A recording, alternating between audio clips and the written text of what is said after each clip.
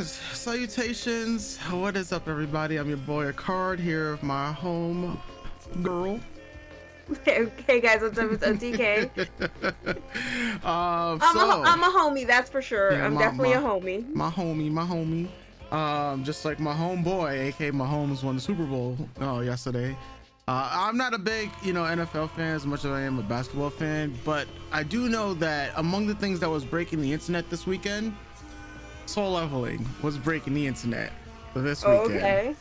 I told you about the roller coaster between the episodes. Like we have the soft episode, then the episode that goes hard, then the soft episode, the episode that goes hard. Right. Yeah, this one broke the internet, and I'm like, if this is how the internet's gonna react to this episode, right? Then, and especially for those that are just action junkies and stuff like that, and story wise, then I can only imagine the rest of Soul Leveling, like what people's reactions are going to be to that stuff. It's gonna be so funny if whatever happens doesn't phase me at all. It's gonna be so funny if I'm just gonna be like, well, okay. Yeah. Okay. Yeah. I hope that whatever hype you just build, like, I'm just like, it has to live up to it. We'll see. We'll see. We'll see. So I guess there's nothing else to do but to throw you into it. Of course, these are the guys that scumbags. Right. The questions you had last week. Why not just wait outside the doorway? I don't know. Sometimes why walk all the way out? Plus, so there's another way to get into the that same area. They blocked off the main entrance. Okay. Yeah, so he's still going all the way back, just like it's a lot of wasted energy and time to back and forth. Just hang out, let them die essentially, and then you gotta steal. This is when we all go sure. Yeah, we have main character plot armor. Right, they don't know about that. They don't know about the plot armor. Yeah, they don't it's funny because side characters never know that they're side characters. Right, exactly. That would be funny if more series, some series have started to do this where they're the side character to a main character story and they're aware of that. Oh man. Yeah. You hate spiders, huh? That's just so a lot to think. It's like the Predator's jaws where it's just like it opens like this and it's just a lot. It's just a lot happening here in the mouth region. Someone on TikTok did the side-by-side between the manga and the anime, and they did like a whole video. They really it is side-by-side. Already the best adaptation of manga to anime, even though there's been like 6. It's just that the other like 5 were just not as good. I know. Tower God was good to me.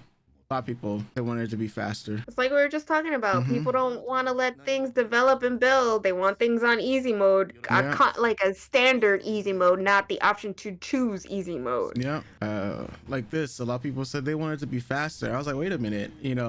I hope people understand that Soul Leveling is a lot of action panels, so you can really read that like in like 5 minutes. But the action was just broken up into multiple chapters. Until they got, that was how the first few chapters were, and then they got the rhythm down. Meanwhile, Jinho. Bro, if he wanted to kill you, you would have already been dead. Like, chill out. Either help out or move over. Yeah. Go for an eyeball. You were right about the mouth thing. Like, there's just a lot happening. It's like three or 4 rows of teeth, crazy ass tongue. Fucking pincers, like, yeah, we got acid. It's a lot in this area. I like games that have fatigue in them. Makes them feel more real. Kind of like an overheat mechanic. So you can't spam the same thing over and over and over. Yeah. Not the middle of the eyes, in the eyes. Oh my God, stop and think! Stop and think! There goes the overheat mechanic. This is why you do Your dailies, everyone. There you go. He went for the eye. Yeah, see? Exactly, because it's so gooey and glooshy. Start chopping its eyes out. Yeah.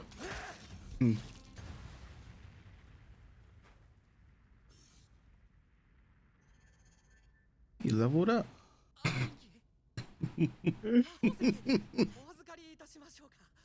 This man's like, I'm not trying to get clapped too. Yeah, do something because you were just sitting there. So, Yeah. I mean, but also if you can't help, then make sure you're out the way. Yeah. He's like, thanks for the lesson. I'm kind of done now. Yeah, I just got my ass handed to me. Thank you very much for driving it home. What I was saying. Kayla's like, I'm vindicated. Yes. She's been saying it since week 1. They think they have numbers on their side. This man's like, you didn't see what I saw. Yeah. Yes, I'll rewind it back. Yes. Yeah, thanks, because that was so fast and the text is so little. An urgent quest has arrived. Urgent quest, defeat the enemies. There are people present who want to kill the player. Defeat them all and ensure your safety. Warning, if you do not complete this quest, you will receive an appropriate penalty. I mean, considering that your life's on the line, I don't need a quest to tell me I gotta kill everyone, but yeah, but this is important in the long run. And then it says the number of 8 enemies and whatnot. I'll explain why after the episode. Because you said that you don't need to know a quest, like you don't need to know, but just kill them. Yeah, they're fucking trying to smoke me. Yeah. Again, these hands are rated E for everyone. Yeah. Like, I was so surprised at this part here because I'm like, whoa, like are these characters that come later in the story? So later. Especially the girl in the glasses. So see, it is good that at least the anime is developing the characters and showing you them early on so that there's more of in my opinion, more of an impact to the story later. Cha. Hello. Baby girl Cha. Hello. What's up, Kayla? Everyone in anime needs to stop eating and drinking. Because that's all I want to do. I like the context they have with these. Like they've used it to fill out other characters that did not appear or were filler more so. Because sadly, the world isn't all martinis and rainbows. Because for some reason, humans rather fight each other instead of help each other. Now it's changed. Which is something we discuss all the time. Use the system until it can't be used anymore. It's gonna use you. Yeah, they talking so much. Old saying. The other sub I read was if you the hunters need to be prepared to be hunted. Always. Like my man here, like casually put your arm against the man you just tried to kill, bro. It's that overconfidence for me.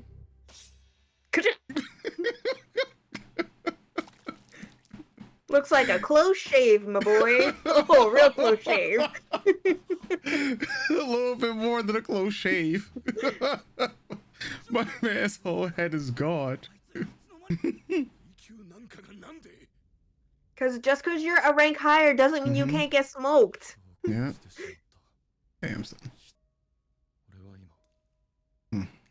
He's gonna need a lot more therapy after this. Like, you consider after that first 2 episodes, he should have enrolled in therapy, but... Yeah.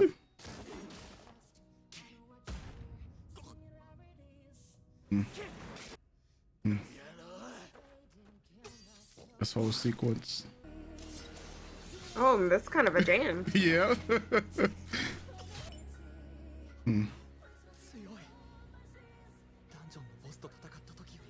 Technically he is.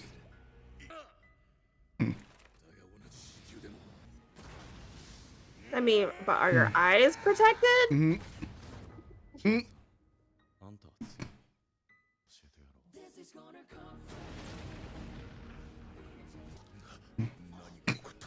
No matter when that move happens, it's always been people getting fucked from it. Should have thought about that beforehand. Bitch, he didn't want I hate when people beg for their lives. Yeah. Again, it's one of those things, don't get involved in this life if you're not prepared to die. He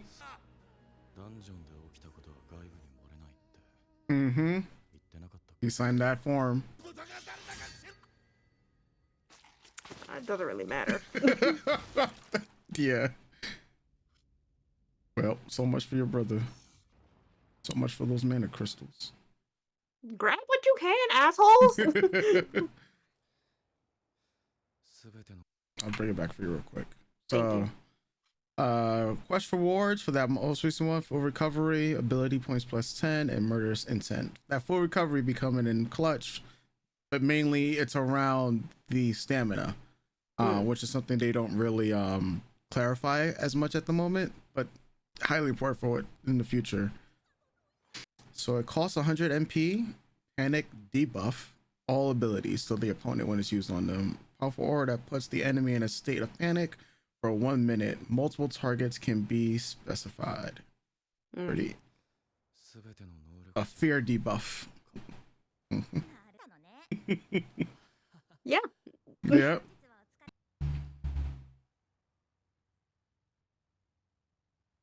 Oh my. And that's how they end the episode. The system with recognizing, because you just said he's already in a situation where he needs to fight for himself.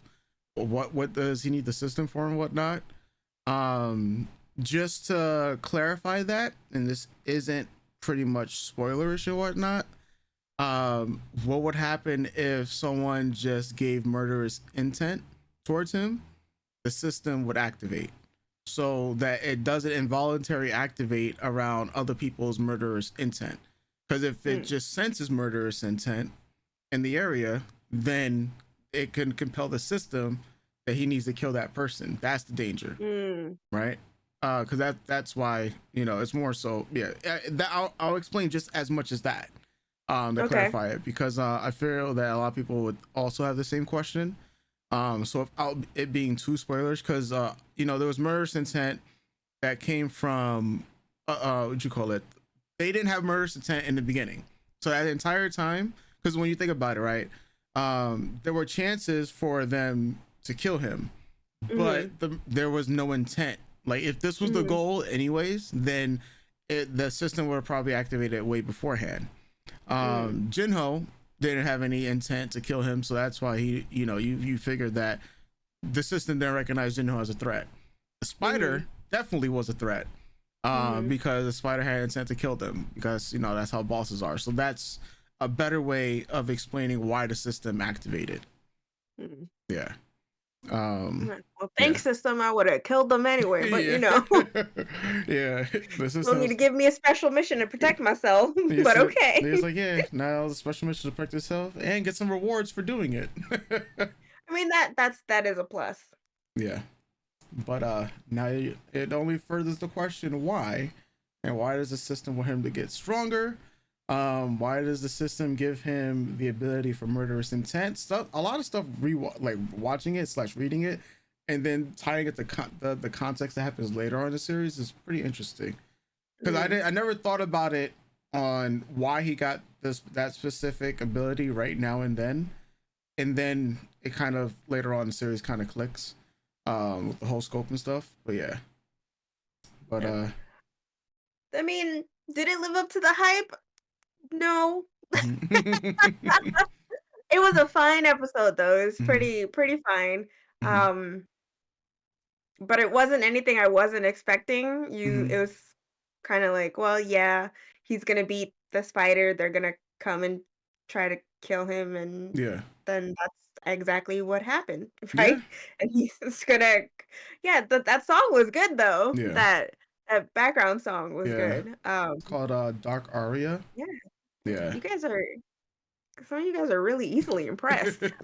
It's more no shame to the animators and no shame to the plotting of the story, but it's like, if you just watch the last 5 minutes and the first 5 minutes, Yeah. You know what's gonna happen in the last 5 minutes. So Yeah. I mean, yeah. Yeah, I think what's more so what made it trend, and I mean kind of still trending, is people are more so happy that the adaptation is on point. Because I can tell you this, I mean I've just been saying it, like the faith that so many people have in adaptations coming from other countries other than Japan is is Mm. very very low. Like, cause it's just the bar has just like, you know, the bar has just been set so low for the Korean manga adaptations into anime. So the fact that, you know, they haven't been skimping on the animation. You know, the animation's been really clean. And what to expect, like for instance, when people are thinking like how anime should be nowadays, especially for action anime, they're thinking that the animation has to be like a Jujutsu Kaisen, like a Demon Slayer, because these studios have set that as a precedent. And so now, you know, the more and more we get animation just like that, it people expect that to be the standard. Right? Like Uh-huh. they expect that to be the standard. So Like I so said, yeah, a lot of people are easily impressed. I will yeah. say, I'm gonna attribute the success of Solo Leveling the way Mm-hmm, I attribute the success of One Piece. The mm-hmm, creators are actually involved. The mm-hmm, creators of the original source material are mm-hmm, actually involved. yeah. So, since they're there watching and guiding and helping, Mm-hmm, that's why we're getting stuff like this. That's why someone like me who can jump into One Piece mm-hmm, and this without having any prior knowledge to it mm-hmm, can get enjoyment out of it and have a good time watching it and really get something yeah, and be interested in what's gonna happen and what's going on. Um, yeah. that gives me less and less hope for the Avatar, live action that's coming up. Yeah, because the more news that comes out for the Avatar series, the less interested I'm in it. Like I was And already it's not interested in it to begin with, but the more news came out since we last talked about it, and I'm just like, uh, why? Why even? and it's one of my biggest issues with a lot of MCU stuff. A lot of the creatives behind the scenes openly admit that they haven't read the comic books or told not to read the comic books. Um, Yeah. and that's why I'm disappointed in a lot of it, and that's why a lot of it is lacking any heart or soul. You could tell when there are people who can pull from source material and Mm-hmm. create something magical. I think a good example might be something like Logan, though it's not my favorite superhero film. Mm-hmm. There's just something about it that kind of resonates as to someone who's I don't like Wolverine as a character, but I read enough Wolverine to know, okay, this was kind of like they had a guideline and they Mm-hmm. followed it for the most part. But yeah, I mean that's a whole other story. But yeah, I Yeah. really do. I think what's making these adaptations so good is the fact that the original creators are involved. Yeah. Um, is it the same for something like Jujutsu Kaisen? Like, are the creators of Jujutsu Kaisen Not involved in? the animation, no. Mainly because those stories, like it's licensed out, right? So Jujutsu Mm, Kaisen makes a story, and then you know the mangaka pretty much watches it when we all watch it.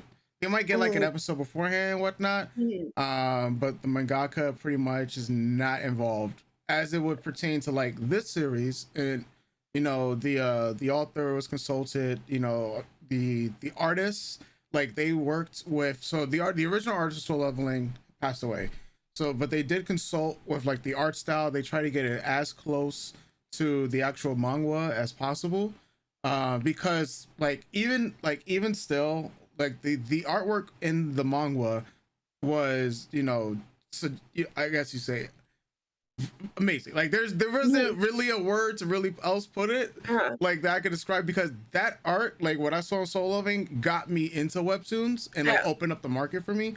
Because you know, like because to see that, okay, this is something on the level of what you can see in manga, but the mhm. fact that the coloring, the shading, the line art, like the scenery, the way An it's the artist an yeah, artist can they really can make a yeah, story pop. yeah, like in the like I you could just watch the art. Like I said, watch the art. I could just read it, and then I'm playing music like on my streams and whatnot, and like it's like an event. that's what it felt like when I was reading Soul Leveling. And I'm like, there hasn't been many series that I read that would give me like that feeling. Of course, the story, the story is still important. And then so when it, later on the story has like its own sorts of like, issues and whatnot that get fixed later on. But it was just the art that, that drew me in, and then the art mixed with the story and then how they portrayed it and whatnot is what other people started to copy. And then you get the people that copy the same style of art, the same style of, storytelling and whatnot. And I mean, there have been better ones since then that have probably around the art level, but the story is a bit better.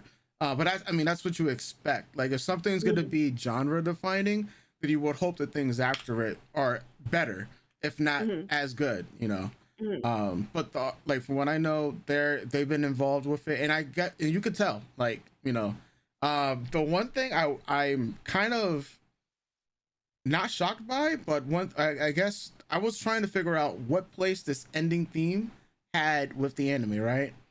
Because it's been a while since we listened or watched the ending theme and whatnot. Because I can tell you, nothing that happens in this ending theme itself actually happens in the manga or anything like that. But it was just the overall concept and connotations of the ending theme. Because when we were watching beforehand, we didn't discuss much about the system, right?